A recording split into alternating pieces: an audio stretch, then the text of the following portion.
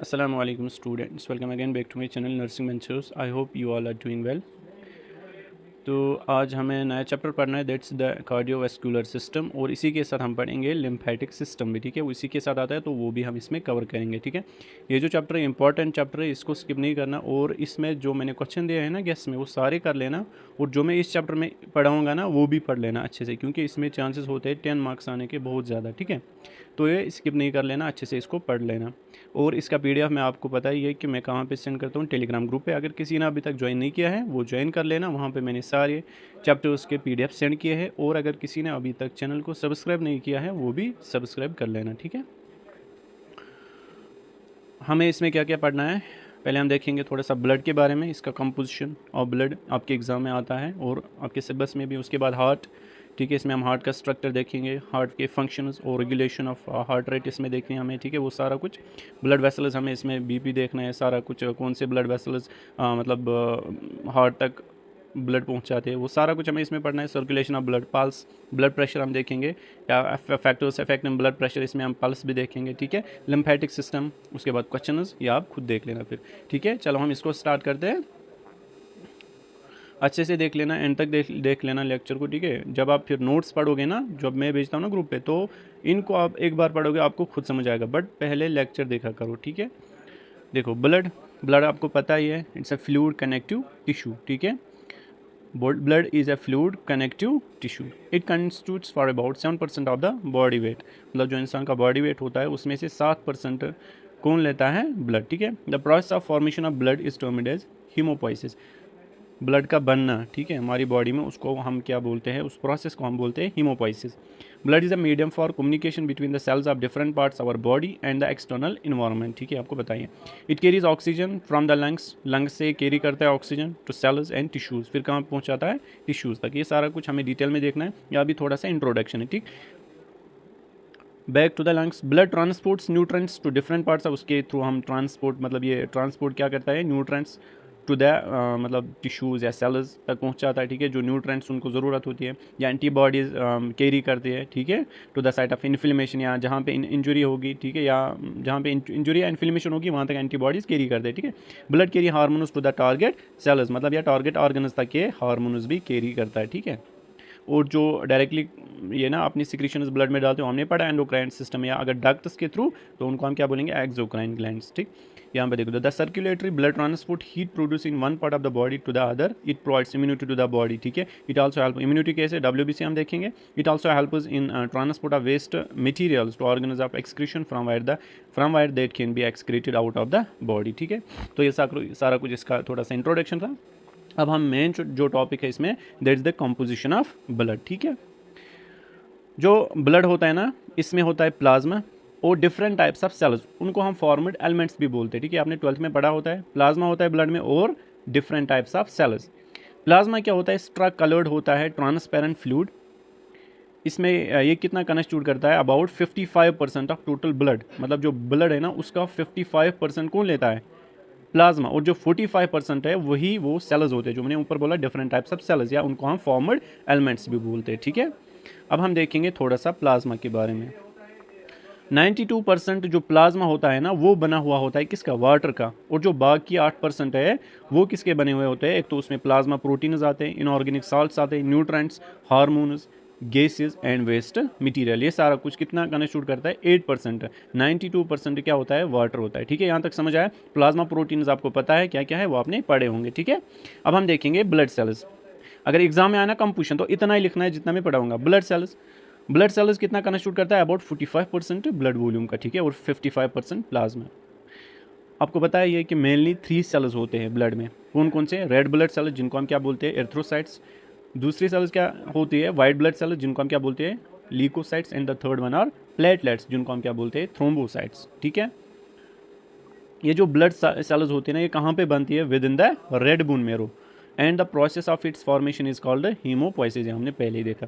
अगर हम अडल्ट्स की बात करेंगे, हीमोपोइस जो होता है ना, ये कहाँ पे होती है, रेड बोन मेरो में ऑफ द फ्लैट बोन। जो फ्लैट बोन हमारी स्टर्नम है, ठीक है, ये भी फ्लैट बोन है, स्केप्यूला जो है वो भी फ्लैट बोन है, फ्लैट बोनस में होता है। बट किस में, रेड बोन मेरो, किन का, फ्लैट बोनस का, या इरेगुलर बोन अगर हम बोलेंगे, या हम बोलेंगे at the end of long bones, ठीक है। यहाँ पे होती है इनकी formation. The sternum, ribs, sacral and pelvis are some of the main sites of the haemopoiesis. ये कुछ साइट्स है किसके लिए? हीमोफाइसिस के लिए। उसके बाद हम देखेंगे एरिथ्रोसाइट्स, ये आरबीसीज है। They are red blood cells. The red blood cells और नॉन न्यूक्लिएटेड या न्यूक्लिएटेड, ये इनमें न्यूक्लियस नहीं होता है, ठीक है। And and are biconcave disc, मतलब बाइकनकेव शेप्ड होती है आरबीसीज। ये आपको पता है, ये मैं बस डिक्टेट कर रहा हूँ। It is a diameter of about 7 micrometre, ठीक है। कितना होता है diameter? 7 micro. The life span of RBC is 120 days, आपको पता ही है। RBCs are formed in red blood in contains haemoglobin, ठीक है। The main function of red blood cells is to help in the transport of oxygen in some carbon, मतलब transport करवाता है, एक तो ऑक्सीजन, मेनली ऑक्सीजन करवाता है और कुछ कार्बन डाइऑक्साइड भी, जैसे कि हमने कहाँ पे पढ़ा था? रेस्पिरेटरी सिस्टम में हमने पढ़ा है ना, कैसे और ऑक्सीजन कैरी करता है, कैसे कार्बन डाइऑक्साइड एज, अगर हम बोलेंगे कार्ब अम्यूनो हीमोग्लोबिन, ठीक है, या ऑक्सी हीमोग्लोबिन, ठीक है, ज़्यादातर ये oxy haemoglobin as oxy haemoglobin oxygen carry करता है, ठीक है। The process of formation of red blood cell is called the erythropoiesis. देखो हीमोपोइसिस क्या होता है? ब्लड का बनना। अब आरबीसी अगर बनेगी तो उसको हम क्या बोलेंगे? Erythropoiesis. The red blood cells are destroyed by the phagocytic reticular endothelial cells in the spleen. देखो स्प्लीन होता है ना, आपको पता है वो ग्रेवयार्ड होता है आरबीसी का। अब जो स्प्लीन होता है इसमें कुछ सेल्स होते हैं जिनको हम बोलते हैं रेटिकुलो एंडोथेलियल सेल्स। ये होते हैं फेगोसिटिक, मतलब ये इनको खा जाते हैं रेड ब्लड सेल्स को, ठीक है। तो वहाँ पे इसीलिए हम बोलते हैं कि spleen is called the graveyard of RBC. Bone marrow, ठीक है, एंड लिवर डिस्ट्रा कहाँ पे होती है? तो स्प्लीन में भी होती है, बून मेरो में भी और लिवर में, ठीक है। Its break down can be termed haemolysis. मतलब आरबीसीज का ब्रेक डाउन होना, इसको हम क्या बोलते हैं? हीमोलिसिस, ठीक है, याद रख लेना है। उसके बाद हम देखेंगे leukocytes. They are white blood cells. The white blood cells are the largest cells and they contain nucleus. They help to protect our body against microbes and foreign bodies, क्योंकि ये act as immune system करते हैं काम, ठीक है। It constitutes for about 1% of the blood volume. कितना लेती है? 1%। आए समझ? Some of the leukocytes have granules in their cytoplasm and some of, देखो कुछ ल्यूकोसाइट जो WBCs होते हैं ना, कुछ में होता है ग्रेन्यूल्स ऑन देयर सरफेस, ठीक है, या कुछ में नहीं होता है। तो on the base of this granules जो ल्यूकोसाइट्स या WBC है ना, उनको डिवाइड किया गया है, ठीक है, on the base of granules. Based on this the leukocytes can be divide into granulocytes, मतलब जिनमें ग्रेन्यूल्स प्रेजेंट होंगे, और एग्रेन्युलोसाइट जिनके सरफेस पे ग्रेन्यूल्स प्रेजेंट नहीं होंगे, ठीक है। मतलब साइटोप्लाज्म में ये ग्रेन्यूल्स होते हैं, आया समझ? सरफेस पे नहीं, सॉरी, साइटोप्लाज्म में जो इनका साइटोप्लाज्म होता है ना, वहाँ पे ग्रेन्यूल्स प्रेजेंट होंगे। अगर ग्रेन्यूल्स प्रेजेंट होंगे तो उसको हम बोलेंगे ग्रेन्युलोसाइट्स, या अगर WBC में ग्रेन्यूल्स प्रेजेंट नहीं होंगे तो उनको हम क्या बोलेंगे? एग्रेन्युलोसाइट्स। जो ग्रेन्युलोसाइट्स है इसमें क्या क्या आता है? Neutrophils, इसिनोफिल्स and basophils. और जो एग्रेन्युलोसाइट इसमें आता है मोनोसाइट्स एंड लिम्फोसाइट्स, ठीक है। अब हम इनके अलग अलग देखेंगे फंक्शन भी और साथ में भी स्ट्रक्चर थोड़ा सा। Neutrophils help the body in protecting against microbes, ठीक है, मतलब माइक्रोब्स के खिलाफ ये लड़ती है। It's capable of phagocytosis that can destroy waste material, ठीक है। इसिनोफिल्स जो होती है या एसिडोफिल्स इनका दूसरा नाम है, और also capable of phagocytosis. Toxic chemicals are stored in the their granules. They are found at the site of allergic inflammation, मतलब जहाँ पे एलर्जिक इन्फ्लेमेशन होती है ना, जहाँ पे भी एलर्जी होती है ना, वहाँ पे इसिनोफिल्स पाए जाते हैं और वहाँ पे क्या करते हैं? डिस्ट्रॉय करती है टॉक्सिक मटेरियल, केमिकल को। The allergen causes eosinophils to secrete toxic substance that will promote tissue inflammation। आया समझ? अब यहाँ पे कुछ स्ट्रक्चर दिया है आरबीसी, प्लेटलेट, लिम्फोसाइट, eosinophils, ये आप खुद देख लेना। अब हम देखेंगे basophils. Basophils are also involve in allergic reactions. Its granules contain heparin. जो ग्रेन्यूल्स होते हैं ना, किसमें? बेसोफिल्स में, उनमें होता है heparin, histamine and substance that are in the inflammation, ठीक है। हिस्टामाइन आपको पता है इन्फ्लेमेशन में काम आता है। The allergen causes basophils to reach the contents of their granules resulting in onset of the allergic symptoms, ठीक है। मोनोसाइट्स और सिंगल न्यूक्लिएटेड लार्ज सेल्स। मोनोसेल्स होते हैं, इनमें सिंगल न्यूक्लियस होता है और लार्ज सेल्स होते हैं। They are producing in the red bone marrow, ठीक है, रेड बोन मेरो में प्रोड्यूस किए जाते हैं। Some of them circulate in blood and are phagocytic, मतलब कुछ ब्लड में चले जाते हैं, वो क्या होते हैं? Phagocytic. Some of them migrate to tissue, कुछ माइग्रेट होते हैं कहाँ की तरफ? टिश्यू की तरफ। और एंड डेवलप इनटू मैक्रोफेज, ठीक है। मैक्रोफेज है important role in immunity and inflammation. तो मतलब जो मोनोसाइट्स है वो इम्यूनिटी में और इन्फ्लेमेशन भी काम आते हैं, ठीक है। उसके बाद नेक्स्ट क्या है? लिम्फोसाइट्स।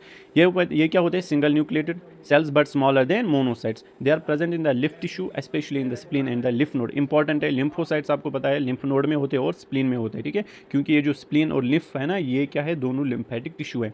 दे आर प्रोड्यूसड इन, कहाँ पे बनाए जाते हैं? रेड बोन मेरो में, and are capable of phagocytosis. The two types of lymphocytes are T lymphocytes and B lymphocytes, ठीक है। उसके बाद हम देखेंगे platelets. Platelets help in clotting, आपको पता है क्लॉटिंग में मदद आती है। They are also terms as thrombocytes, they have a variety of substances that helps in blood clotting which causes hemostasis और stopping of bleeding. The life span of platelet is about 8 to 12 days. जो RBCs है ना उसकी तकरीबन 13 days है। आप comment section में, sorry RBC नहीं, डब्ल्यूबीसी आई थिंक उसकी 13 डेज है। आप कमेंट सेक्शन में फिर भी बता देना कितनी होती है उसकी लाइफ स्पैन, किसकी, WBC. They are destroyed by the macrophage in the spleen. Some amount of platelet are always stored in the spleen to use it in case emergency to stop bleeding. ठीक है, कुछ मतलब store की जाती है किसमें, spleen में, in order to मतलब use it in case of the emergency in order to stop the bleeding। ठीक है, उसके बाद हम देखेंगे हीमोस्टेसिस। देखो हीमोस्टेसिस, अगर ये जो है ना ये आप किस में लिख सकते हो, ये इंपॉर्टेंट है, यहाँ पे ये मेंशन कर लेना। अगर मैकेनिज्म ऑफ ब्लड क्लॉटिंग आया ना तो आप यही लिख सकते हैं। ठीक है, मैकेनिज्म ऑफ ब्लड क्लॉटिंग मतलब ब्लड जो है वो कैसे क्लॉट हो जाता है, जब कभी हमें इंजरी होती है ना तो वहाँ पे वो क्लॉट कैसे बनता है, तो आपको ये जो मैं पढ़ाऊँगा ये उसमें भी आप लिख सकते हैं। अगर हीमोस्टेसिस आए तो यही लिखना है, अगर मैकेनिज्म ऑफ ब्लड क्लॉटिंग आ गया ना तो यही लिखना है। ठीक है, the processes that are involve, इसमें जो प्रोसेसेस होती है ना इसमें हीमोस्टेसिस में, या अगर हम बोलेंगे मैकेनिज्म ऑफ ब्लड क्लॉटिंग में, तो इसमें क्या क्या आता है, वेजो कंस्ट्रक्शन आता है। ठीक है, प्लेटलेट प्लग फॉर्मेशन, प्लग जैसा बनता है। ठीक है, प्लेटलेट्स का। उसके बाद कोगुलेशन एंड फिब्रिनोलिसिस। अब हम ये देखेंगे the platelets get attach to the bleeding. देखो जब ब्लीडिंग होते हैं ना इंजरी, तो वहाँ पे क्या होता है, देखो यहाँ पे मैं अब फिर अलग से मैकेनिज्म ऑफ ब्लड क्लॉटिंग नहीं पढ़ाऊंगा, मैं इसी में सारा कुछ बताऊंगा, आप बस ध्यान रखना। ठीक है, देखो पहले होती है वेजो कंस्ट्रक्शन। जब आपको इंजरी पहुंचती है ना, किसी मतलब वॉन्ड होता है या इंजरी पहुंचती है, तो पहले होती है वेजो कंस्ट्रक्शन, मतलब जो वेसल्स होते हैं वो कंस्ट्रक्ट करते हैं in order to stop the bleed, मतलब स्टॉप द ब्लड। ठीक है, ताकि जो ब्लड फ्लो है वो कम हो जाए।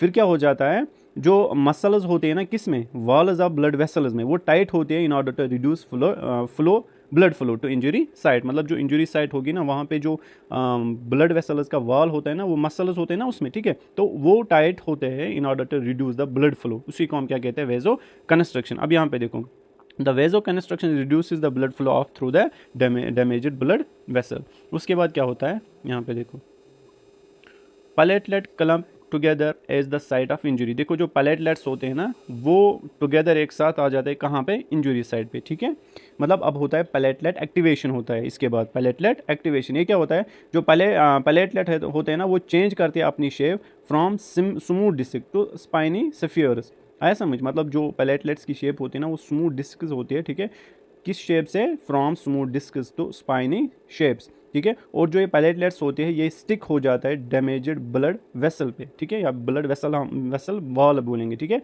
वहाँ पे स्टिक हो जाते हैं एक दूसरे के साथ। वहाँ पे क्या करते हैं, फिर more and more platelets move to the site of injury और ब्लीडिंग। मतलब जो प्लेटलेट्स है ना ये कहाँ की तरफ आ जाते हैं, साइट ऑफ इंजरी की तरफ या ब्लीडिंग, या हम बोलेंगे जो वॉल और ब्लड वेसल होता है ना वहाँ की तरफ। ठीक है, जहाँ पे इंजरी होती है। It form is a temporary seal called platelet plug. तो इसी को हम बोलते हैं प्लेटलेट प्लग, मतलब वहाँ पे कुछ सील बन जाता है, मतलब ताकि जो ब्लड फ्लो है वो रुक जाए। आए समझ। उसके बाद क्या होता है, उसके बाद होता है प्लेटलेट प्लग, वो हमने पढ़ा। उसके बाद फिब्रिन फॉर्मेशन। फिब्रिन कैसे बनता है, देखो many clotting factors are involved in coagulation of blood. Clotting factors, the prothrombin activator is released by the damaged tissue, जिसको हम क्या बोलते हैं, थ्रोम्बोकाइनेस। ठीक है, जो the prothrombin activator converts prothrombin into thrombin. यहाँ पे क्या लगता है, थ्रोम्बोकाइनेस। आपको पता है जो प्रोथ्रोम्बिन है, ठीक है, इसको कन्वर्ट करता है थ्रोम्बोकाइनेस। यहाँ पे लिख लेना, थ्रोम्बोकाइनेस इनटू किस में करता है, थ्रोम्बिन में। ठीक है, अब जो ये थ्रोम्बिन बन गया, यहाँ पे मैं इसको रब करता हूँ, ये लिख लेना। ठीक है, इसमें नहीं लिखा है। अब जो ये थ्रोम्बिन बन गया, देखो the thrombin acts on fibrinogen. ये फिब्रिनोजन पे एक्ट करता है, वहाँ पे बनता है फिब्रिन। ठीक है, थ्रोम्बिन कहाँ से बन गया, प्रोथ्रोम्बिन से। प्रोथ्रोम्बिन से क्या बन गया, थ्रोम्बिन। किसने बनाया, थ्रोम्बोकाइनेस ने। अब जो ये थ्रोम्बिन है ये एक्ट करता है किस पे, फिब्रिनोजन पे। किस में कन्वर्ट करता है इसको, फिब्रिन में। ठीक है, उसके बाद fibrin traps blood cells and forms blood clot. अब जो ये फिब्रिन है ये ट्रैप करता है ब्लड सेल्स को, जब ब्लड सेल्स रुक जाएंगे और वहाँ पे क्लॉट बनता है। ठीक है, ये वाला इंपॉर्टेंट पॉइंट है यहाँ पे। उसके बाद next plasminogen. Plasminogen is an inactive enzyme present in clot. ठीक है, ये होता है एक inactive enzyme. Plasminogen is converted to plasmin by activators released by endothelial cells of the damaged blood vessel. जो ब्लड वेसल्स होती है ना उसमें होते हैं एंडोथेलियल सेल्स, वो रिलीज करते हैं प्लाज्मिन एक्टिवेटर। ठीक है, ये जो प्लाज्मिन एक्टिवेटर होता है, नाम से पता चलता है ये एक्टिवेट करता है किसको, प्लाज्मिनोजन को, मतलब उसको कन्वर्ट करता है इनटू एक्टिव फॉर्म में। प्लाज्मिनोजन इनएक्टिव फॉर्म होती है, प्लाज्मिन एक्टिव फॉर्म होती है। जैसे कि प्रोथ्रोम्बिन इनएक्टिव फॉर्म है, थ्रोम्बिन एक्टिव फॉर्म है। ठीक है, उसी तरह जो यहाँ पे जो ये फिब्रिन था, फिब्रिनोजन क्या है, इनएक्टिव फॉर्म, फिब्रिन क्या है, एक्टिव फॉर्म। इसी तरह यहाँ पे जो प्लाज्मिनोजन है इसको कन्वर्ट करता है प्लाज्मिन, कौन, प्लाज्मिन में इसको ये कन्वर्ट करता है कौन, प्लाज्मिन एक्टिवेटर, जो कि रिलीज होते हैं कहाँ से, ब्लड वेसल्स के जो एंडोथेलियल सेल्स है वहाँ से, ठीक है। Plasmin cause break down of fibrin. अब जो ये प्लाज्मिन है ये ब्रेक डाउन ऑफ करता है किसको, फिब्रिन का, into soluble substances that are removed by phagocytosis thus removing the clot. उसके बाद जो क्लॉट है वो रिमूव हो जाता है, ठीक है, जब मतलब वॉन्ड हील हो जाता है उसके बाद, ठीक है, उसको हम क्या बोलते हैं, क्लॉट फॉर्मेशन। ये सील जो वॉन्ड है ना, सीलस वॉन्ड, मतलब जो क्लॉट होता है ना वो सील करता है वॉन्ड को, ठीक है। उसके बाद क्लॉट डिसोल्यूशन जो मैंने आपको बोला, ये क्या होता है, after injury heels the body dissolves and removes clot, ठीक है। ये आपको समझ आया ना मैकेनिज्म ऑफ क्लॉट अच्छे से, तो ये लिख लेना आप एग्जाम में। उसके बाद हम देखेंगे ब्लड ग्रुपिंग। अब यहाँ में बहुत पढ़ना है blood grouping. There are different types of antigens, blood grouping आ सकता है एग्जाम में, इसीलिए मैं पढ़ा रहा हूँ। There are different types of antigens attached to the wall of the red blood cells, ठीक है। बहुत सारे एंटीजन्स होते हैं जो कि वॉल होता है ना रेड ब्लड सेल्स का, उनके वॉल्स पे होते हैं। They are inherited and they determine the blood group. ये इनहेरिटेड होते हैं, ठीक है, ये जो एंटीजन्स इनहेरिटेड होते हैं और यही डिटरमाइन करते हैं blood group. Our body produce antibodies against these antigens. ये जो एंटीजन होते हैं ना, जो हमारी बॉडी होती है ये क्या करती है, ये एंटी बॉडीज प्रोड्यूस करती है इन के खिलाफ, किन के खिलाफ, एंटीजेनस के खिलाफ, एक्सेप्ट टू इट्स ओन एंटीजेनस, मतलब किसके सिवाय, जो उसके अपने एंटीजन होते हैं ना उसके सिवाय। मतलब अगर हमने ब्लड ट्रांसफ्यूजन किया, ठीक है, तो ब्लड में मतलब हमारा जो मेरा ब्लड है वो फॉर एग्जांपल ओ पॉजिटिव है, दूसरे का AB पॉजिटिव है, ठीक। तो अगर उसने ब्लड दिया वहाँ पे उसके अलग एंटीजन है, मेरे बॉडी में अलग एंटीजन है, तब वहाँ पे रिएक्शन होती है, उनके खिलाफ एंटीबॉडीज बनाई जाती है, तो रिएक्शन होती है, इंसान खत्म हो सकता है, ठीक है। उसके बाद about 55% of individuals have A antigen, ठीक है, 55% इंडिविजुअल्स जो ए एंटीजन, बी एंटीजन और both A and B antigen on their red blood cell surface. आया समझ, जो रेड ब्लड सेल्स, ये ना रेड ब्लड सेल होते हैं ना उसके सरफेस पे एंटीजन पाया जाता है, ठीक है। दे आर, एक second, they are classified as blood group A, मतलब क्लासिफाई कैसे किया है, A blood group, B blood group, A B respectively. About 45% of individuals do not contain any antigen on their red cell surface. मतलब 45 जो individuals होते हैं ना उनमें एंटीजन ही नहीं होता है, किस पे, रेड ब्लड सेल सरफेस पे, ठीक है। They are classified as the RBC के सरफेस पे, आए समझ। They are classified as the blood group O। उनको हम कैसे क्लासिफाई करते हैं, ब्लड ग्रुप O, मतलब उस पर एंटीजन नहीं होता है, आए समझ, इसीलिए O को यूनिवर्सल डोनर कहते हैं, आए समझ। Universal donor blood group O को कहते हैं, क्यों, क्योंकि इसमें एंटीजन नहीं है। अब ये तो किसी को भी दे सकते हैं, आया समझ, क्यों दे सकते हैं, क्योंकि अगर इसमें एंटीजन नहीं है तो इसके खिलाफ कोई एंटीबॉडी बनाई नहीं जाएगी, आया समझ, इसीलिए ये यूनिवर्सल डोनर है। The blood group AB is also known as universal recipient. Universal recipient आपको पता है AB है, and the blood group O is also known as universal donor, ठीक है। अब जो ये यूनिवर्सल रिसिपेंट है ना AB, इसमें एंटीबॉडी नहीं होती है, ठीक है, एंटीजन होता है। जब एंटीजन होता है, एंटीबॉडी नहीं है, ठीक है, तो किसके खिलाफ बनाएगा फिर।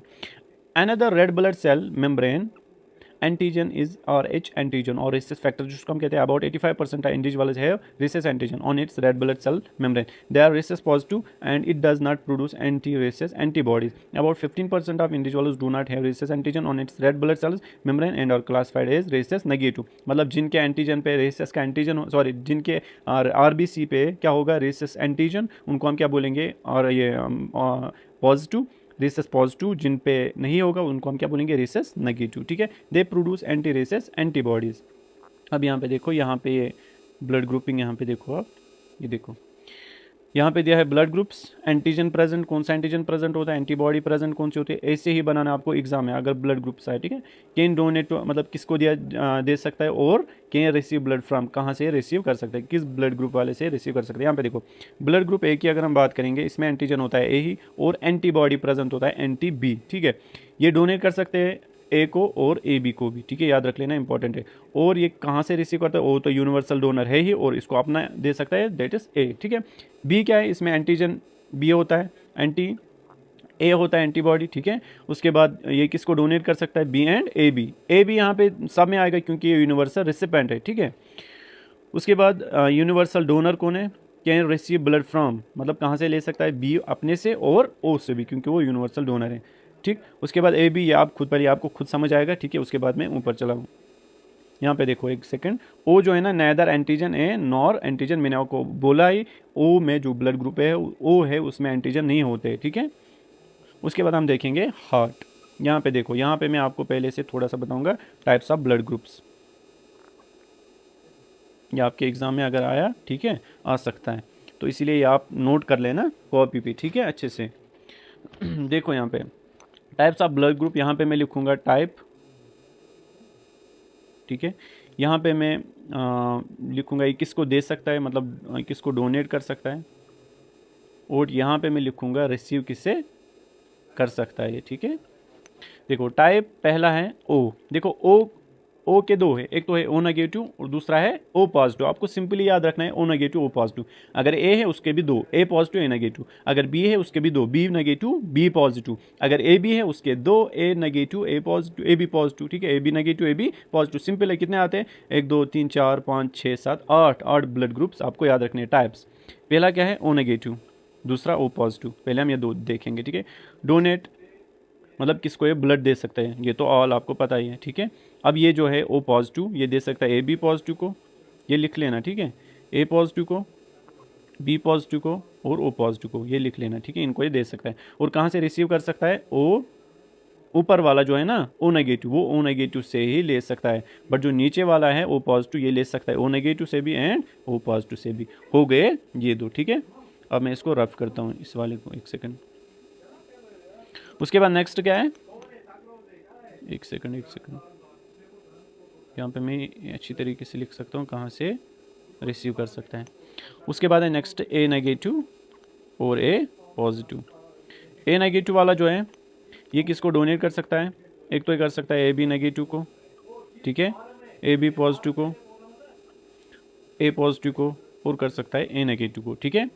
और जो यही है ए नेगेटिव किससे रिसीव कर सकता है, ओ नेगेटिव से कर सकता है, और ए नेगेटिव ओ नेगेटिव जो है ना वही है यूनिवर्सल डोनर, ठीक है।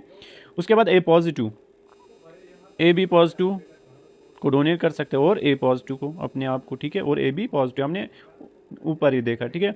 उसके बाद रिसीव कहाँ से कर सकता है, दिमाग लगाओ, ओ नेगेटिव से ओ पॉजिटिव से, ए नेगेटिव से ए पॉजिटिव से, ठीक है, ये लिख लेना। अब मैं इसको रब कर रहा हूँ, नेक्स्ट टाइम देखेंगे आप। उसके बाद जो बी नेगेटिव, ठीक है, B negative blood group B negative और बी पॉजिटिव, ये किसको डोनेट कर सकता है, बी नेगेटिव को, बी पॉजिटिव को, A B negative A B positive. उसके बाद रिसीव ओ नेगेटिव और बी नेगेटिव से, ठीक है, अपने आप और यूनिवर्सल डोनर से। उसके बाद जो बी पॉजिटिव है ये किसको डोनेट कर सकता है, बी पॉजिटिव को ही और ए बी पॉजिटिव को, याद रख लेना। और रिसीव कहाँ से कर सकता है, ओ नेगेटिव से, ओ पॉजिटिव से, बी नेगेटिव से और बी पॉजिटिव से। इसको मैं रब करूँगा, ठीक है, आपने लिखा होगा। उसके बाद नेक्स्ट जो लास्ट वन है दैट्स ए बी नेगेटिव और ए बी पॉजिटिव, उसका भी मैं लिख लेता हूँ अब, A B negative A B positive, ठीक है। A B negative donate A B negative को प्लस ए बी पॉजिटिव को, ठीक है। उसके बाद receive O negative A negative B negative, और इसमें लिख लेना ये भी ए बी नेगेटिव भी, ठीक है। अब ए बी पॉजिटिव है, अब ये किसको दे सकता है, ये इंपॉर्टेंट है यहाँ पे, ए बी पॉजिटिव को ही, क्योंकि ये यूनिवर्सल रेसिपेंट है, और रिसीव सब ऑल, ठीक है, सिंपल है। ये हो गया आपके ब्लड ग्रुप्स के टाइप्स, ये मैंने ऐसे ही पढ़ा है क्योंकि इस बुक पे नहीं थे, ठीक है। अब हम देखेंगे हार्ट। 28 मिनट्स का लेक्चर हो गया, अब हम देखेंगे कितना जाएंगे आगे। द हार्ट इज़ अ रफली कोनिकल शेप होता है, आपको पता है, muscular structure that pumps blood to all parts of our body. अब मैं तेज चलूँगा। It's about 10 centimetre long and it's about the size of a closed fist, मतलब मुट्ठी जब हम बंद करते हैं ना उसके जितना बड़ा है, ठीक है। Its weight about 300 gram in man and slightly lower in women, आपको पता है। तो वनन जावरत होती है तमिस दिल कमज़ोर, ये नहीं कि मतलब तमिस लकोट आया समझ, ऐसा नहीं है। The heart lies with in the thoracic cavity between the two lungs, thoracic cavity के बीच में होता है, ठीक है, between the two lungs. The apex of the heart x tends little towards the left side, मतलब थोड़ा सा लेफ्ट साइड होता है, टिल्ट एपेक्स इसका। The base of the heart is at the level of second rib end the apex is at the level of fifth intercostal space, ठीक है। जो base होती है किसके लेवल पे होती है, सेकंड रिब जो होती है उसके लेवल पे, और जो एपेक्स होता है फिफ्थ इंटरकोस्टल स्पेस। उसके बाद हम देखेंगे नेक्स्ट यहाँ पे स्ट्रक्चर्स एसोसिएटेड हार्ट। ये अगर आपको लिखना आएगा ना एग्जाम में, अगर हार्ट आया तो एग्जामिनर आपको सारे मार्क्स देगा, क्योंकि ये वाला इंपॉर्टेंट है इसमें। सुपीरियरली मतलब ऊपर साइड क्या होता है इसमें, ग्रेटर ब्लड वेसल्स, नीचे साइड होता है डायफ्राम, एंटीरियरली मतलब साइड्स में होता है sternum, ribs, intercostal muscles, posteriorly मतलब क्या होता है पीछे से होता है इसको ट्रेकिया, इसोफेगस और वर्टिब्रा, और आगे से होते हैं लंग्स। ठीक है, ये आपको समझ आया। उसके बाद नेक्स्ट स्ट्रक्चर ऑफ हार्ट, ये इंपॉर्टेंट है, इसी के साथ है। Heart is compose of 3 layers of tissues that are pericardium, इसमें 3 लेयर्स होते हैं, इंपॉर्टेंट ये लेयर्स याद रख लेना, आगे जरूरत आएंगे, पेरिकार्डियम, मायोकार्डियम एंड एंडोकार्डियम। ठीक है, पेरिकार्डियम, पेरिकार्डियम क्या होता है, आउटर मोस्ट लेयर होता है हार्ट का। ठीक है, ये जो पेरिकार्डियम होता है ना इसमें 2 लेयर्स होते हैं, देखो यहाँ पे मैं लिखूंगा, ये अगर पेरिकार्डियम है इसमें 2 लेयर्स है। ठीक है, एक होता है आउटर, वो किसका बना होता है, फाइब्रस लेयर होता है वो। ठीक है, फाइब्रस लेयर FL में लिखूंगा। ठीक है, और इनर जो होता है that's the serous layer SL। ठीक है, यहाँ तक पेरिकार्डियम, इसमें 2 लेयर्स होते हैं, फाइब्रस लेयर और सिरस लेयर। ठीक, सिरस लेयर होता है ना, ये किसका बना होता है, consist of visceral layer and parietal. अब जो सिरस लेयर है इसमें भी 2 होते हैं, एक होता है वेसरल लेयर VL लिखूंगा मैं, और होता है इसमें PL पैराइटल लेयर। ठीक है, fluid is secreted into the potential space present between the visceral and parietal layer. जो फ्लूइड होता है ना वो सिक्रेट होता है, जो एक स्पेस होती है बिटवीन द वेसरल लेयर, ये 2 लेयर्स के बीच में। ठीक है, कौन से, ये और ये 2 लेयर्स के बीच में जो स्पेस होती है वेसरल एंड पैराइटल लेयर के बीच में स्पेस होती है, उसमें फ्लूइड सिक्रेट किया जाता है। The potential space between the these 2 layers is called the pericardial cavity. इनके बीच में जो स्पेस होती है ना, किस किस के बीच में, वेसरल लेयर और पैराइटल लेयर के बीच में। ठीक है, जो कि 2 लेयर्स होते हैं सेरस लेयर के, इनके बीच में जो स्पेस होती है उसको हम बोलते हैं cardial cavity. It helps in reducing friction between 2 layers when the heart beats. आया समझ, आपको समझ आया। उसके बाद नेक्स्ट जो लेयर है हार्ट की दैट्स द मायोकार्डियम, मतलब मिडल लेयर। ये तो नाम से ही पता चलता है मिडल लेयर होती है ऑफ हार्ट। इसमें होता है स्पेशलाइज्ड कार्डियक मसल सेल्स। ठीक है, किसमें, मायोकार्डियम में। ये जो मसल सेल्स होते हैं ना, these are involved in involuntary, sorry these muscle cells are involuntary. ये क्या होती है, इनवॉलेंट्री होती है, ऐसा समझ, हमारी विल में नहीं होते हैं। It has many branching fibres and the fibres are interconnected. इसमें ब्रांचिंग फाइबर्स होते हैं, मतलब फाइबर होते हैं इसमें प्रेजेंट, जो कि एक दूसरे के साथ इंटरकनेक्ट होते हैं। Each muscle fibre or the muscle cell has a nucleus. जो हार्ट की मसल्स होते हैं ना, मतलब यही मायोकार्डियम की जो मसल्स होती है, हर एक सेल में न्यूक्लियस होता है। The junction between the cells are called intercalated discs. इसमें इंटरकैलेटेड डिस्कस होती है, जो कि जंक्शंस होती है। ठीक है, the junctions between the cells, जो जंक्शंस होते हैं ना सेल्स के दरमियान, मतलब ये देखो, ये एक सेल है, ये दूसरी सेल है, ये तीसरी सेल है, इनके बीच में ये जंक्शंस होते हैं ना, ये वाले, ये जंक्शंस, एक सेकंड, ये जंक्शंस, इनको हम क्या बोलते हैं, इंटरकैलेटेड डिस्कस। ठीक है, the cardiac muscle cells have an intrinsic system that controls the contraction and relaxation of heart. This muscle layer of the heart is responsible for the pumping activity of the heart. यही myocardium. ठीक है, उसके बाद next जो है that's endocardium. It's the innermost layer of the heart. It's a smooth thin slippery, smooth होती है, thin होती है, और इनर होती है मसल, ये हार्ट की layer, membrane that allows for the free flow of blood through the interior of the heart. मतलब हार्ट को ये अंदर तक ब्लड पहुंचाती है। ठीक है, इसी के थ्रू होता है। इंटीरियर ऑफ हार्ट मतलब चैम्बर्स ऑफ हार्ट अब हमें पढ़ने हैं। ठीक है, अगर इंटरनल स्ट्रक्चर आए ना हार्ट का, देखो वहाँ पे आता है एक्सटर्नल स्ट्रक्चर जो हमने अभी तक पढ़ा, ये लिखना है। अब अगर आया इंटरनल स्ट्रक्चर, मेनली आता है वहाँ पे, usually internal structure of heart आता है, तो आपको ये लिखना है जो हम अब पढ़ेंगे। ठीक है, जो हार्ट होता है इसमें 4 चैम्बर्स होते हैं। देखो ये आपको सारा पता है, मैं बस पढ़ूंगा। 2 atria and 2 ventricles, they are right atrium, left atrium, right ventricle and left ventricle. The right atrium and the left ventricle are separated by septum, that is the inter atrial septum. मतलब जो atrium के बीच में 2 atria होते हैं ना, उनके बीच में septum होता है, उसको हम बोलते हैं इंटर एट्रियल सेप्टम। मैं दिखाता हूँ आपको, ये अगर हार्ट के चैम्बर से 4, ये एट्रिया है, कौन सा, राइट, ये लेफ्ट है, ये जो है ना, ये सेप्टम, इसको हम बोलते हैं इंटर एट्रियल सेप्टम। अब जो ये है इसको हम बोलते हैं इंटर वेंट्रिकुलर सेप्टम। अब जो ये है इसको हम बोलते हैं एट्रियल वेंट्रिकुलर सेप्टम। आया समझ, ये समझ आया, ये वाला, ये जो है ना, ये वाला, इसको हम बोलते हैं इंटर एट्रियल वेंट्रिकुलर सेप्टम। अब जो ये है इसको हम बोलते हैं इंटर एट्रियल सेप्टम। अब जो ये है इसको हम बोलते हैं इंटर वेंट्रिकुलर सेप्टम। ये आपको सारा मैंने बताया अब। ठीक है, इंटर वेंट्रिकुलर सेप्टम हो गया। The right atrium and the right ventricle are separated by septum called right atrioventricular septum, ये मैंने आपको बोला, और लेफ्ट। ठीक है, the right atrioventricular septum contains a valves called tricuspid valve. देखो ये आपको पता है, फिर से मैं बता रहा हूँ। ये जो ये वाला है ना, ये वाला सेप्टम, इसको हम बोलते हैं राइट एट्रोवेंट्रिकुलर सेप्टम। यहाँ पे होते हैं कौन से वेल्व्स, ट्राइकस्पिड वेल्व्स, ठीक है। द लेफ्ट एट्रियम ये वाला है ना, यहाँ पे होती है बाइकस्पिड, बाइक मतलब यहाँ 2 वेल्व्स होती है, यहाँ पे 3 वेल्व्स होती है, ठीक है। उसके बाद नेक्स्ट द लेफ्ट इसमें होती है बाइकस्पिड वेल्व और द लेफ्ट एट्रियोवेंट्रिकुलर वेल्व्स और मिट्रल वेल्व्स। बाइकस्पिड वेल्व्स को क्या बोलते हैं, मिट्रल वेल्व्स भी, ठीक है।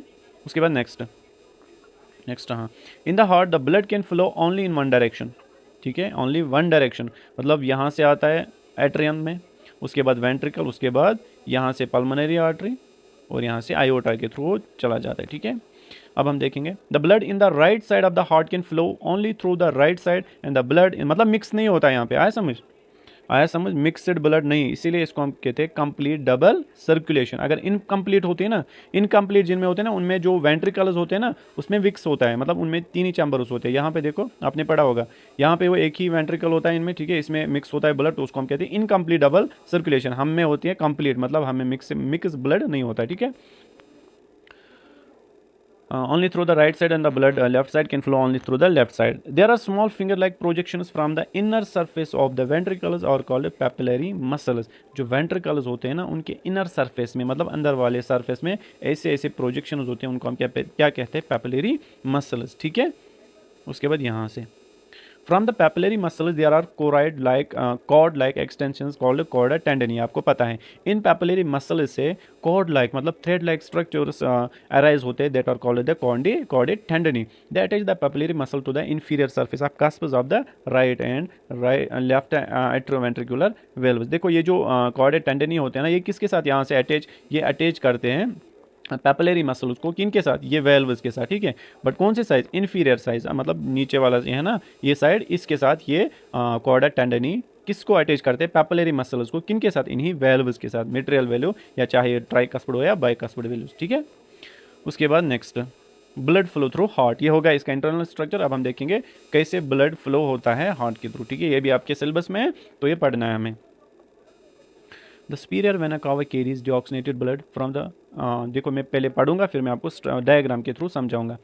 From the upper part of the body to the right atrium the inferior vena cava carries deoxygenated blood from the lower part of the, इसमें होते हैं 2, ठीक है। The deoxygenated blood in the right atrium passes through the right atrioventricular value और the tricuspid to the right ventricle. From the right ventricle to the blood is pumped through the pulmonary trunk, ठीक है। The pulmonary trunk मतलब pulmonary artery हम बोलेंगे, ठीक है, is guarded by pulmonary value. The pulmonary trunk divides into the right pulmonary artery and the left pulmonary artery, मतलब वो फिर एक लेता है लेफ्ट लंग को और लेफ्ट किसमें लेफ्ट और राइट को, ठीक है, राइट और left lung. The right pulmonary artery carries blood to the right lung and the left lung को, ठीक है। Within the lungs the gaseous exchange takes place and the deoxygenated blood turn into oxygen. देखो ये सारा मैंने respiratory system में पढ़ा, आप प्लीज वो लेक्चर देख लेना, आपको सारा समझ आएगा उसी में, बट फिर भी मैं यहाँ पे बोलूंगा, ठीक है। The oxygenated blood from the lungs is carried by 4 pulmonary veins into the left atrium, 2 pulmonary veins from the each lung, मतलब एक लंग से 2 pulmonary vein, ठीक है। The oxygenated blood within the left atrium passes through the bicuspid to the left ventricle. From the left ventricle, the blood is pumped in the aorta and the oxygenated blood is supplied to all parts of the body. Aorta is guarded by valve called aortic valve. देखो यहाँ पे, अब मैं यहाँ पे समझाऊंगा। ये heart है, इसके 4 चैम्बर्स में यहाँ पे आपको पहले दिखाऊंगा। ये हो गए इसके 4 चैम्बर्स, ठीक है। अब देखो यहाँ से ब्लड आता है from the upper side of the body tissue, कौन लाता है, सुपीरियर वेना कावा, यहाँ पे मैं लिखूंगा सुपीरियर VC, ठीक है। ये पेन नहीं चल रहा है अच्छे से, अब मैं ऐसे लिखूंगा, अब जुगाड़ करूंगा, ठीक है। देखो यहाँ से कौन इसको क्या हुआ, सुपीरियर वेना कावा, ठीक है, सुपीरियर वेना कावा अपर साइड, और लोअर साइड से कौन लाएगी, इन्फीरियर वेना कावा, और ये दोनों किस में डालते हैं ब्लड, राइट वेंट्रिकल में, इसमें हो गया। बट कौन सा ब्लड, DO2 डीऑक्सीनेटेड ब्लड, जिसमें ऑक्सीजन होता है बट बहुत कम, ठीक है। अब ये थ्रू ट्राइकस्पिड वैल्यू किस में चला जाएगा, लेफ्ट वेंट्रिकल में, ठीक है। ऊपर किस में डाला, राइट एट्रियम में, नीचे राइट लेफ्ट नहीं राइट वेंट्रिकल में, ठीक है।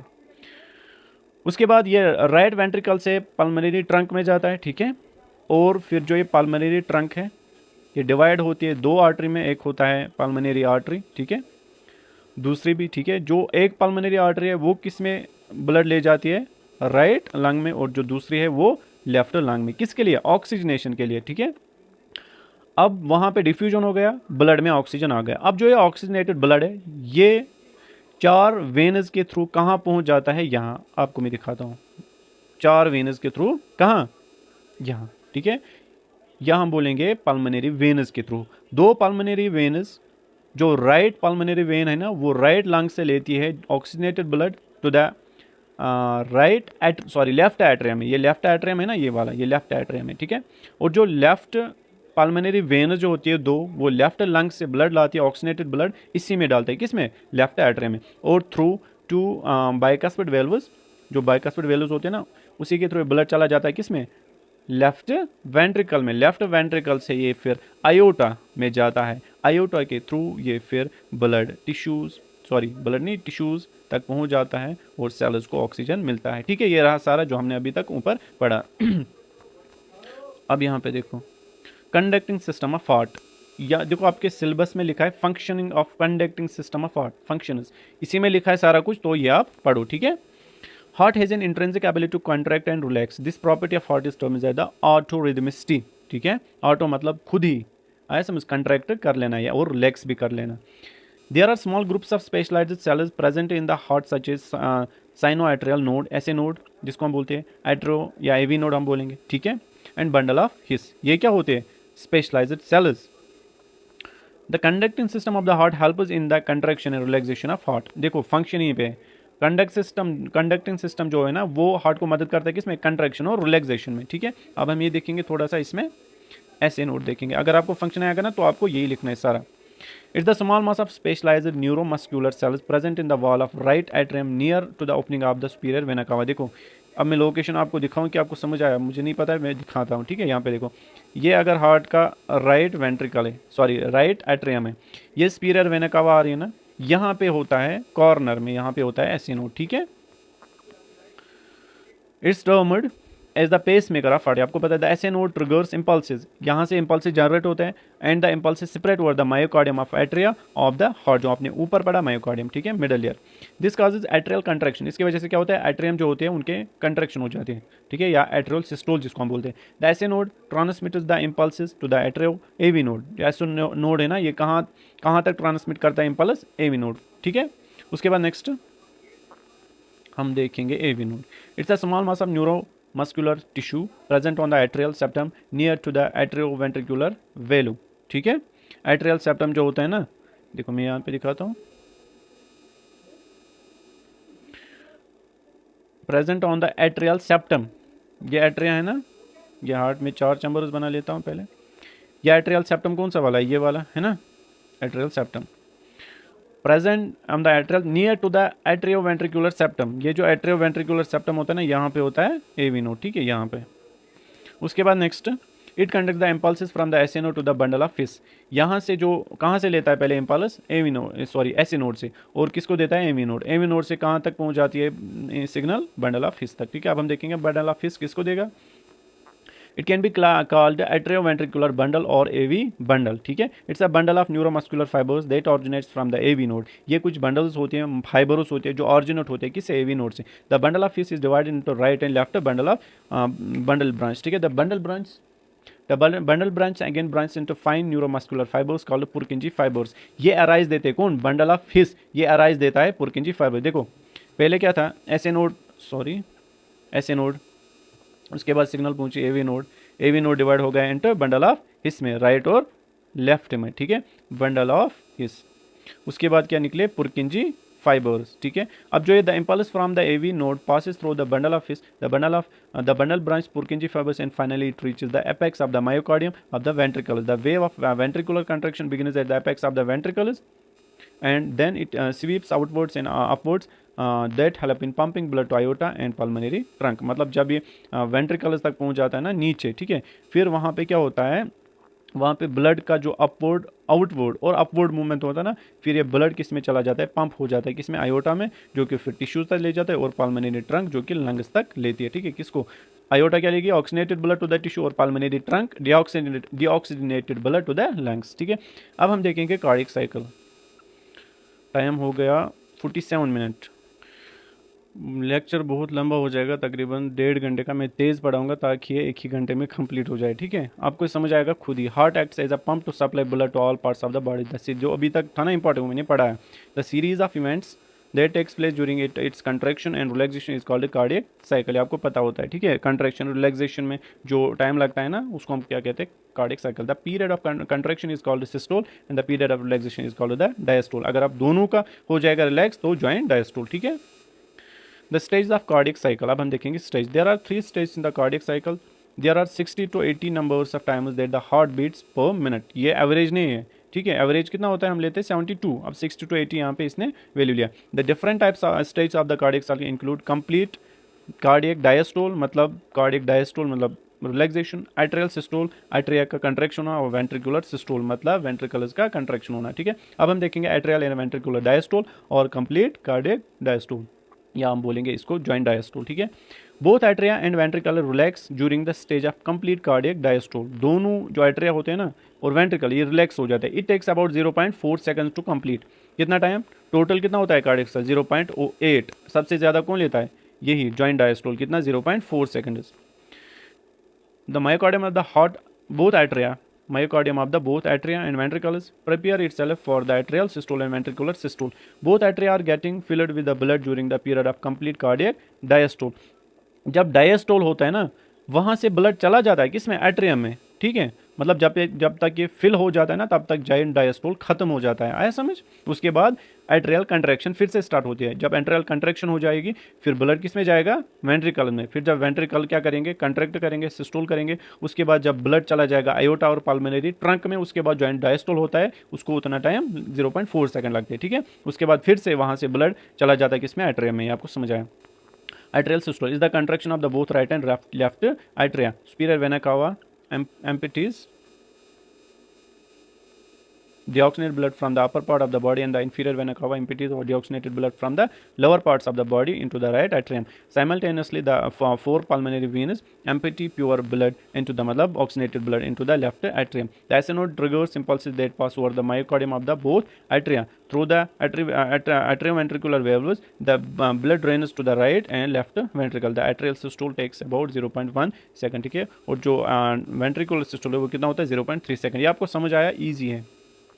Ventricular systole both the right and left, वो क्या करते हैं, is filled with the blood. अब दोनों है, ठीक है, दोनों में ब्लड है। The triggering of AV node sends impulse to the bundle of fish. उसके बाद परकंजी फाइबर, उसके बाद reach to the myocardium of the ventricle, जो आपने ऊपर पढ़ा। The wave of contraction starts at the apex of the ventricle and sweeps upwards and उसके बाद जो ब्लड है किसमें चला जाता है, cause the contraction of both ventricles. The atrioventricular valves close and the aortic and pulmonary valve opens, ठीक है। पल्मोनरी वेल्व जिनको हम बोलते हैं सेमिल्यूनर वेल्व्स, वो ओपन हो जाता है, ठीक है। और जो ब्लड होता है पंप होता है इसमें किसमें, पल्मोनरी ट्रंक और आयोटा में। और इसमें कितना टाइम लगता है, 0.3 सेकंड्स टू कंप्लीट। उसके बाद coronary circulation.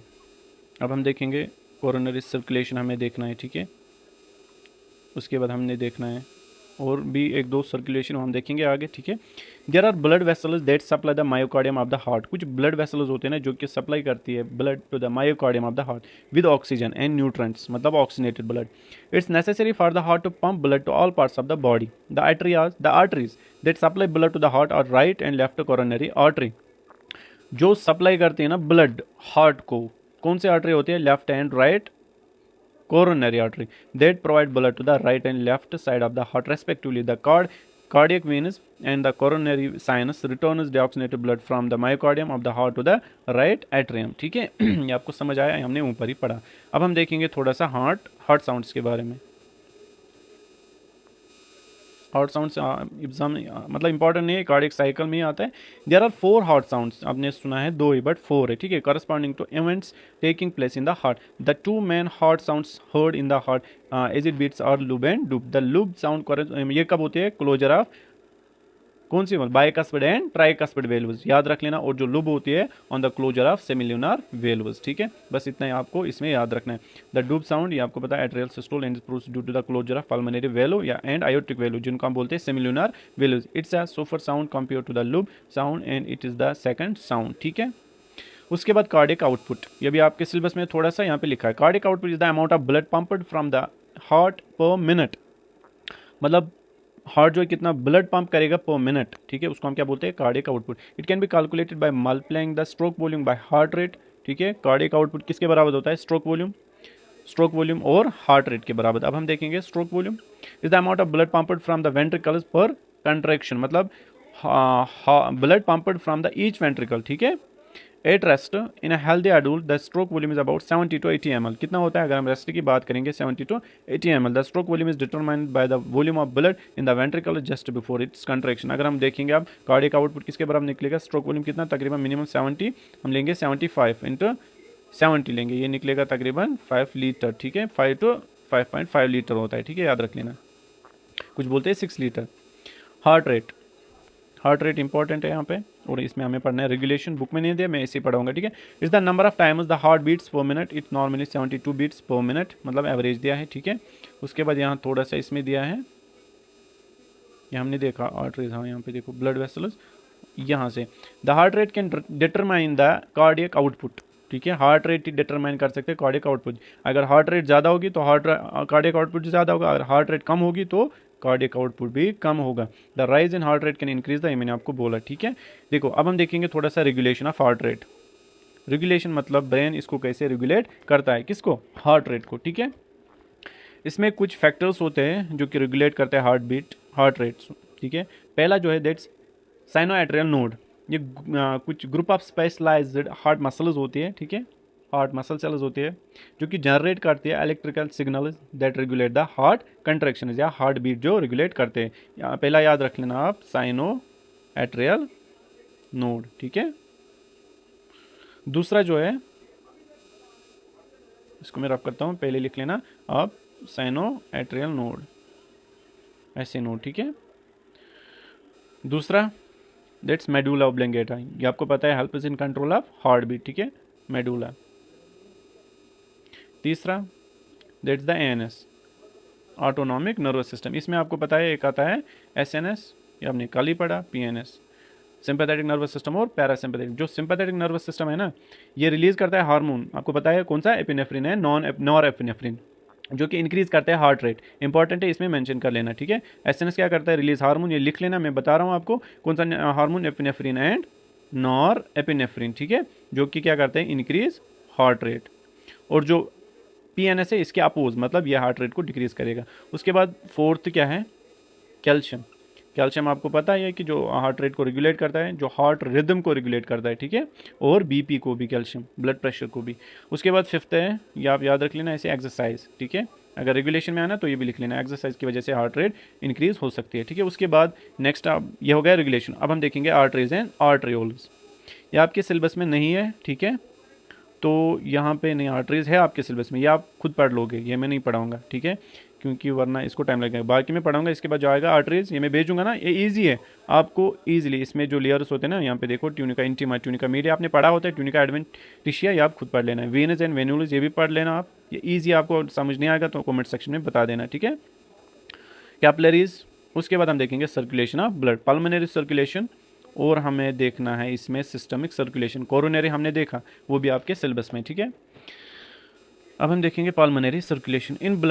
In pulmonary circulation the blood move from the right ventricle of the heart to the lungs and back to the left atrium of the heart, ठीक है, मतलब right ventricle से कहाँ जाता है, lungs तक, फिर उसके बाद लेफ्ट एट्रियम में आता है। During the ventricular systole the deoxygenated blood is pumped in the pulmonary trunk, ये मैंने ऊपर पढ़ा है, सारा कुछ है, ठीक है। देखो दे कैरी डिऑक्सीनेटेड ब्लड, कौन, blood to the right lung and left lung respectively within the lung. The arteries divide into arterioles and forms capillary network around the alveoli. The exchange of gas occurs between the ear and the alveoli. ये मैंने सारा respiratory system में पढ़ा है, जिसको समझने आएगा वो देख लेना, वो ठीक है। अब हम देखेंगे सिस्टमिक सर्कुलेशन, देखो ये भी मैंने ऊपर ही आपको बोला। सिस्टमिक सर्कुलेशन में क्या होता है, deoxygenated blood, oxygenated blood is pumped to all parts of the body through the arteries and the deoxygenated blood is brought back to the heart through the veins। मतलब arteries कौन सी लेती है, ठीक है, आयोटा लेती है, और वेनस के थ्रू, पल्मोनरी वेनस के थ्रू ये वापस, सॉरी पल्मोनरी आर्टरी, या हम बोलेंगे सुपीरियर वेना कावा या इंफीरियर वेना कावा, ठीक है। During the ventricular systole the blood is forced in the aorta, ठीक है, through the aorta the and its branch and oxygenated blood is supply to all parts of the body. The artery divides into arterioles and capillaries. ऊपर जब आप पढ़ोगे ना arterioles आपको खुद समझ आएगा. In the capillary bed there is exchange of substances between the blood in the capillary and the tissue of the capillary bed. In the capillary bed the oxygen is absorbed by the tissue and the carbon dioxide moved into the blood. देखो मैंने respiratory system में सच में सारा पढ़ा है, आप देख लेना, मैं यहाँ पे नहीं पढ़ाऊंगा. ठीक है, अब है पल्स. ठीक है, पल्स हम देखेंगे अब, क्योंकि पल्स पढ़ना है. Pulse, a way of distension and elongation felt in an artery wall corresponding to the contraction of the left ventricle of the heart. देखो पल्स क्या होते हैं, डिस्टेंशन या इलोंगेशन, जो कि फील होता है हमें.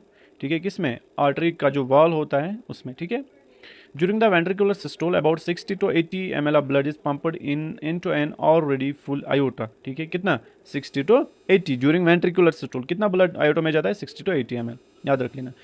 This extra amount of blood forces into the iota cause pulse. इसी की वजह से पल्स आ जाती है. देखो जब आप पल्स चेक करते हो ना, चाहे रेडियल करो चाहे टेम्पोरल करो, किसी भी तरह. ठीक है, एपिकल करो. ठीक है, या पॉप्लीटियल, बहुत सारे साइट्स है, 9 साइट्स मैं आपको बताता हूँ, बहुत सारे है. ठीक है, या आप पढ़ोगे पल्स, इसमें नर्सिंग फाउंडेशन में आपने TPR में पढ़ा होगा, पल्स के साइट्स 9 साइट्स है. यहाँ पे मैं थोड़ा सा आपको बता, देखो एक है टेम्पोरल, दूसरा है radial, apical, popliteal, brachial, dorsal, pedis, इतने हैं. ठीक है, ये 7-8 मैंने बोले, याद रख लेना. ठीक है, अब मैं साइट नहीं बताऊंगा कहाँ कहाँ पे. ठीक है, इसको टाइम लगेगा क्योंकि लेक्चर लंबा हो गया. कितना होता है, 62 ml, मतलब ज़्यादा जब ब्लड होता है ना पंप, किस में, आयोटा में, उसी की वजह से पल्स आता है.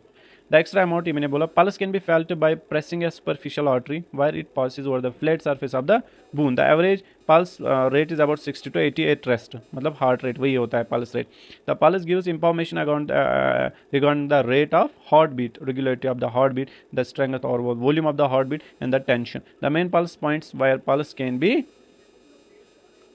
बी कहाँ गया इसका, फेल्ट और टेम्पोरल. देखो यहाँ पे सारा टेम्पोरल मतलब आपके फोरहेड पे. ठीक है, उसके बाद फेशियल, फेस पे, कॉमन कैरोटिड आर्टरी. ठीक है, brachial artery, radial, femoral, popliteal, posterior tibial artery and the dorsal pedis. मैंने आपको बोला ही पहले ही. उसके बाद हम देखेंगे ब्लड प्रेशर. ब्लड प्रेशर आपने पढ़ा होता है, मैं इसको बस पढ़ूंगा, उसके बाद में फैक्टर्स बताऊंगा, वो आपको याद रखने. Blood pressure is the pressure exerted by the blood on the wall of N artery. मतलब जो ब्लड होता है ना, ये वॉल है ना, ये आर्टरी है. ठीक है, इसका ये जो वॉल है अंदर वाला, जब इस पे ब्लड प्रेशर डालता है ना, इसी की वजह से ब्लड प्रेशर आता है. मतलब जब इंक्रीज होगा ब्लड प्रेशर, तब इस पे ज़्यादा फोर्स आ जाता है, मतलब फोर्सफुली ब्लड प्रेशर आता है. किस पे, वॉल्स पे, उसी को हम मतलब हाइपरटेंशन बोलते हैं, जब फोर्सफुली ज़्यादा आएगा. ड्यूरिंग वेंट्रिकुलर सिस्टोल, जब वेंट्रिकल्स कंट्रैक्शन करते हैं, an extra amount of blood is force in the atrial system. ठीक है, during this time the pressure created with in the atrial system is the systolic blood pressure. Normal systolic blood pressure कितना होता है, 120 mmHg. ठीक है, during complete cardiac diastole, मतलब जब relax होता है, the heart is in the resting state and the pressure maintain with in the atrial system is the diastolic blood pressure. Normal diastolic blood pressure is 80 mmHg. 80 mm क्योंकि अभी rest में heart तो कम होता है. 120 क्यों ज़्यादा है, क्योंकि सिस्टोल कंट्रैक्शन हुआ है तो ज़्यादा होगा. ठीक है, 120 होता है सिस्टोलिक और 80 होता है डायस्टोलिक. ठीक है, द नॉर्मल ब्लड प्रेशर कितना होता है, 120/80. ठीक है, mmHg नॉर्मल, इतना याद रख लेना आप. ठीक है, उसके बाद हमारा जो है दैट्स लिम्फेटिक सिस्टम. ओहो, ब्लड प्रेशर, हाँ, फैक्टर्स अफेक्टिंग ब्लड प्रेशर में भूल गए, ये आपके एग्जाम में आता है. ठीक है, देखो पहले आप याद रख लेना, आपको बस याद रखना है ऐसी. लाइफस्टाइल की वजह से कैसे, अगर फॉर एग्जांपल अनहेल्दी डाइट हम खाएंगे, ठीक है, टबैको या स्मोकिंग करेंगे या अल्कोहल कंज्यूम करेंगे, उसकी वजह से जो BP होता है ना, उसका इंक्रीज़ होता है. ठीक है, increases risk of high BP. उसके बाद नेक्स्ट जो दूसरा है, दैट्स द फैमिली हिस्ट्री. मतलब फैमिली हिस्ट्री मतलब क्या होता है कि अगर घर में पहले ही किसी को हाइपरटेंशन होता है, BP इंक्रीज़ होता है, तो जो ऑफस्प्रिंग्स होते हैं, सिबलिंग्स होते हैं, उनमें भी हो सकता है. उसके बाद ये हो गया फैमिली हिस्ट्री. उसके बाद third, age. Due to increase in age, जब बढ़ती है ना एज, तो BP भी इंक्रीज़ होता है. ठीक है, उसके बाद नेक्स्ट क्रोनिक कंडीशन, मतलब अगर डायबिटीज़ होगी, बहुत देर तक चल रही है डायबिटीज़, ठीक है, तो उसकी वजह से भी BP इंक्रीज़ होता है. फोर्थ लिख लेना डायबिटीज़. फिफ्थ क्या लिखोगे आप, एक किडनी डिजीज़ होती है, डायबिटीज़ होती है, ठीक है, उसकी वजह से इंक्रीज़ होता है. स्ट्रेस की वजह से टेम्परेरी होता है, क्या होता है, ब्लड प्रेशर इंक्रीज़ होता है. ठीक है, उसके बाद लास्ट जो हमारा टॉपिक है, that's the lymphatic system. The tissues of our body are dipped within the interstitial fluid और द टिश्यू फ्लूइड, ठीक है। The tissue fluid consists of dissolved constituent of the blood and the waste material from the cells. The tissue fluid enters the lymph capillary and form lymph, ठीक है। इसको मैं तेज तेज अब पढ़ाऊंगा। The lymphatic organs are concerned with providing immunity to our body, मतलब जो lymphatic organs आते हैं इसमें आता है लिम्फ नोड्स आते हैं, इसमें लिम्फ वेसल्स आते हैं या स्प्लीन आता है, इसमें बून मेरो आता है, लिम्फ ऑर्गन्स लिम्फ टिश्यूज आते हैं, ये सारे हमारी बॉडी को इम्यूनिटी प्रोवाइड करते हैं, ठीक है। Lymphatic system helps in tissue drainage and also helps in absorption of fats and fat soluble materials into the lacteals of the villi of the small intestine। ये आपको पता है वहाँ पे lymph vessels होती है स्मॉल इंटेस्टाइन में, through lacteals जो fat soluble material वो absorb होते हैं, ठीक है। Lymphatic system consists of lymphocytes which help in providing immunity। ये हमने lymphocytes कहाँ पे पढ़ी, WBC में। अब हम पढ़ेंगे lymph क्या होता है। The composition of the lymph is similar to that of the plasma of the blood with an exception of the plasma protein। मतलब जो lymph होता है ना ये प्लाज्मा होता है एक्सेप्ट प्लाज्मा प्रोटीन, lymph में प्रोटीन्स नहीं होते, ठीक है। It has similar composition to the tissue that of tissue fluid। It's formed from tissue fluid which is drained into the lymph capillary। The lymph carries lymphocytes। इसमें lymphocytes होते हैं जो कि सर्कुलेट होते हैं किसमें, lymphatic system में, और जो गार्ड करते हैं different regions of the body. The lymph carries bacteria and cell debris that are later filtered and destroyed by lymphocytes। इसमें मतलब ये एक्सक्रीटरी जो प्रोडक्ट्स होते हैं ना, बैक्टीरिया होता है या सेल डिब्रीज होते हैं, उनको भी कैरी कर लेता है और बाकी वो फिल्टर होते हैं या डिस्ट्रॉय करते हैं उनको लिम्फोसाइट्स, क्योंकि लिम्फ में लिम्फोसाइट्स होते हैं। Thus it provides immunity to our body against infection. उसके बाद लिम्फ नोड्स आप खुद पढ़ोगे, ठीक है, ये आप खुद पढ़ोगे, और स्प्लीन भी आप खुद पढ़ोगे। ये इंपॉर्टेंट मतलब आपको आएगा आराम से पढ़ना, ठीक है। उसके बाद फंक्शन ऑफ स्प्लीन और फंक्शन ऑफ लिम्फ नोड्स, ये इजी है। पहला क्या है, फिल्टरिंग द लिम्फ, फिल्टर करता है, ठीक है। उसके बाद इसकी फंक्शन फेगोसाइटोसिस करता है, ठीक है। आपको आएगा proliferation of lymphocyte, the B lymphocyte T lymphocytes are multiplied in the lymph node. आया समझ, इनकी मल्टीप्लिकेशन कहाँ पे होती है, लिम्फोसाइट्स की लिम्फ नोड में। उसके बाद स्प्लीन आपने पढ़ा होता है, इसकी फंक्शंस भी आपको पता है, तो ये हो गया। उसके बाद हमारा आता है इसमें थाइमस ग्लैंड, आपने पढ़ा एंडोक्राइन सिस्टम में। ये हो गया हमारा cardiovascular system and lymphatic system खत्म। मिलते हैं नेक्स्ट वीडियो में, तब तक के लिए अल्लाह हाफिज़।